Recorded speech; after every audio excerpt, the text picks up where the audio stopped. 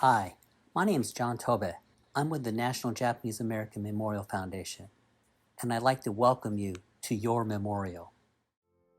The National Japanese American Memorial Foundation, NJAMF, is a nonprofit dedicated to the education and public awareness about the incarceration of Japanese Americans by the U.S. government during World War II. This memorial is a tribute to the more than 33,000 Japanese American men and women who defended the United States during World War II. The memorial is also dedicated to those who served in the 100th Battalion, 442nd Regimental Combat Team, and the Military Intelligence Service. These men and women bravely served in the military and our country. And this memorial also acknowledges the 120,000 Japanese American men, women, and children who were unjustly incarcerated during World War II. As a Yonsei, or fourth-generation Japanese American, this memorial is deeply personal to me. I'm a descendant of former incarcerees. All of my grandparents were incarcerated with their family in War, Tule Lake, and Minidoka. This memorial is the only memorial in the country to have an apology from the President of the United States etched into its granite. When he signed the Civil Liberties Act of 1988, President Ronald Reagan stated, "Here we admit a grave wrong. Here we affirm our commitment to equal justice under the law." This statement, meant as an apology to all those who suffered civil liberties injustices, is a key part of the ideological fabric of the National Japanese American Memorial to Patriotism during World War II. Following the Civil Liberties Act in 1988, the Go for Broke National Veterans Association, to later become the National Japanese American Memorial Foundation, organized the effort to secure a national memorial on federal land. In 1992, President George Bush authorized construction of a memorial to commemorate the experience of American citizens of Japanese ancestry and their parents who patriotically supported this country despite their unjust treatment during World War II. NJAMF raised almost $14 million to build the National Japanese American Memorial to Patriotism during World War II, and in 2000, the memorial was dedicated.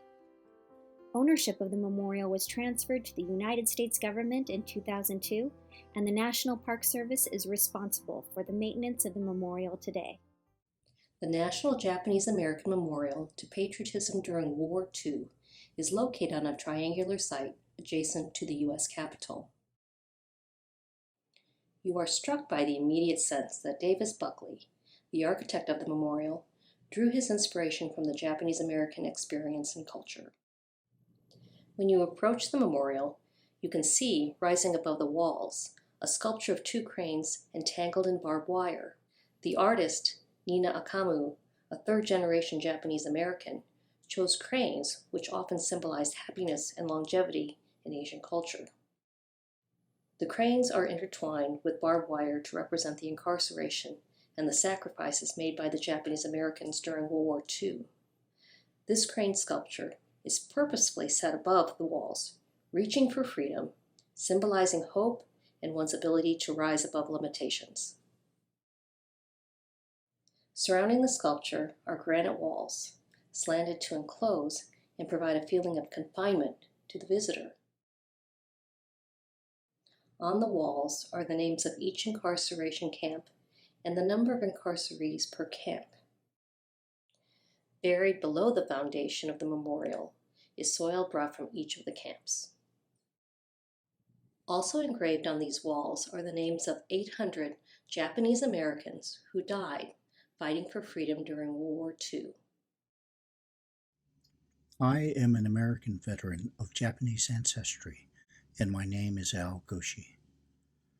Every time I come to this sacred memorial, I feel the living and inspiring legacy of determined Americans who believed in our country, even as our country gave them little cause to have faith.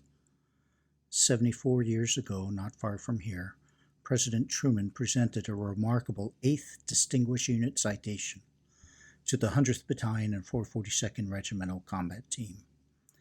He said something to those young soldiers that moved me tremendously when I first read it as a grade schooler in Hawaii. You fought not only the enemy, but you fought prejudice, and you won. Keep up that fight, and we will continue to win, to make this great republic stand for what the Constitution says it stands for, the welfare of all of the people all of the time. Truman's words inscribed here inspired me through more than 4.5 decades of military and civil service. My connection with the memorial is that in November of 2010, after close to 22 years serving in the United States Army, I conducted my retirement ceremony on site. It was my tribute to the soldiers of the 1 Puka Puka, the 100th, the 442nd Regimental Combat Team, and the Military Intelligence Services. The MIS is where my father served during World War II.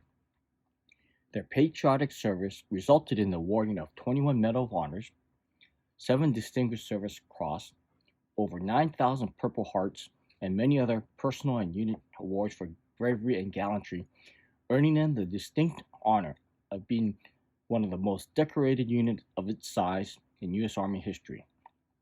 It was through their dedication and display of their unfailing courage and loyalty that enabled subsequent generations of Japanese Americans to be able to serve in the military and society without any issues. Many of my military colleagues that attended were not aware of the memorial, and some were not familiar about the background about the Japanese American experience during World War II, and I was able to further their knowledge. Included as a part of the memorial is a pool with boulders, which are essential elements found in a Japanese garden design. The water represents the continuous flow of time and life changes, and the still pool provides a moment to pause for self-reflection.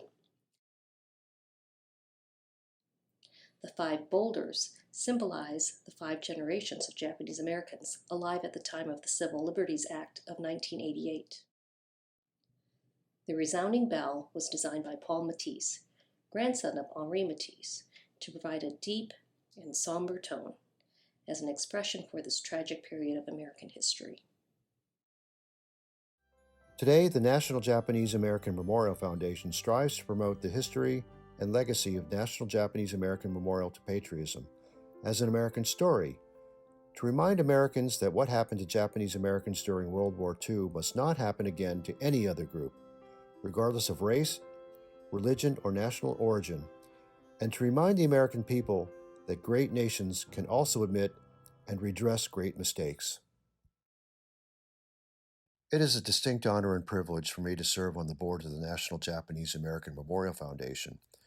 My father, Joseph Ichiuji, was a veteran of World War II and was a proud member of the 442nd Regimental Combat Team.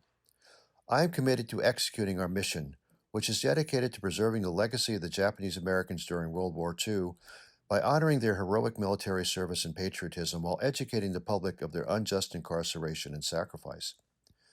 As the late Honorable Daniel K. Inouye, former U.S. Congressman, U.S. Senator, and captain in the 442nd Regimental Combat Team, said, quote, "The lessons learned must remain as a grave reminder of what we must not allow to happen to any group," end quote. NJAMF believes that our nation is strengthened by its diversity and that constitutional rights must be cherished, guarded, and upheld regardless of race, religion, or ethnicity. NJAMF works to educate and raise public awareness about the Japanese American experience during World War II through various events, outreach programs, and publications. Hi, my name is Viva Mogi, and I am on the board of the National Japanese American Memorial Foundation. I'm now working in public education, and we've seen tremendous academic growth, GPA growth, when students do take ethnic studies. One of the most empowering ways to support our students is to teach them about oppression, is to empower them about their own history, is to understand about systemic oppression. All these things are still being diminished in our public education systems, and it's not being taught. Those are the reasons why I joined the board, because it's the memorials these places where students can learn, a place where we can still provide access. It's these places that in the community that helps us grow and support one another to help us be the best selves we can. The Japanese American experience is relevant today because it is a reminder of the fragility of the U.S. Constitution and how we must vigilantly guard our constitutional rights. I choose to be involved with the National Japanese American Memorial Foundation for many personal reasons. While it is important to remember and honor those who came before, in today's environment, I also hold the memorial as a beacon to shine upon current injustices and the harm which arises when we do not continue to fight for what is right. We need to do better. I find the intention and brilliance of the memorial can be uplifted in the words of John Lewis. Freedom is the continuous action we all must take, and each generation must do its part to create an even more fair and more just society.